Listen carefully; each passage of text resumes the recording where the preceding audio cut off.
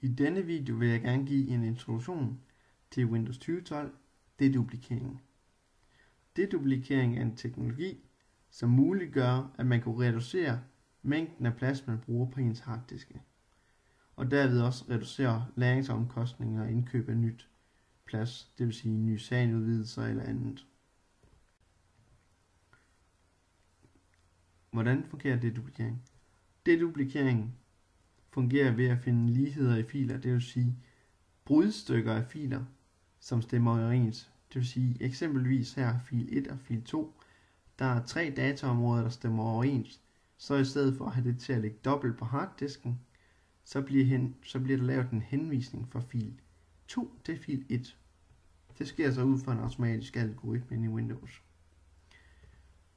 Afhængig af hvad for en type af data man har på en server, så kan man opnå større besparelser afhængig af dataen.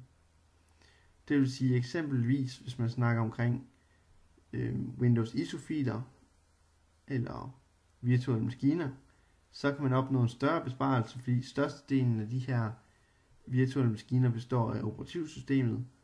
Hvis vi snakker omkring sådan noget som hjemmedrev, så vil det være sådan noget som PowerPoint-filer eller Word-dokumenter, der er delt dobbelt eller gennem flere gange. For at vise nogle eksempler fra virkeligheden, så har jeg et par scenarier, jeg lige vil vise for jer. Den første scenarie er en FTP-server, hvor der er en masse filer, der går igen. Det vil man kunne se relativt hurtigt ved at åbne PowerShell script, og så skrive get deduplikeringsstatus. Her vil man se, at volume E, hvilket FTP-sitet har fået optimeret 54.654 filer, og derigennem har den fundet nogle ligheder i disse filer og skabt en besparelse på sådan ca. 200 GB.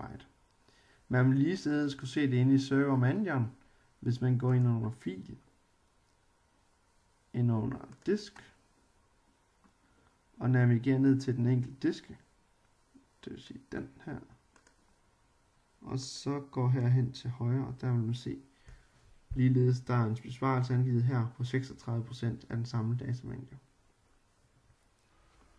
I det sidste scenarie her er en Windows Azure Virtual Machine, som indeholder en masse data, der er eksporteret fra Office 365 Exchange serverne.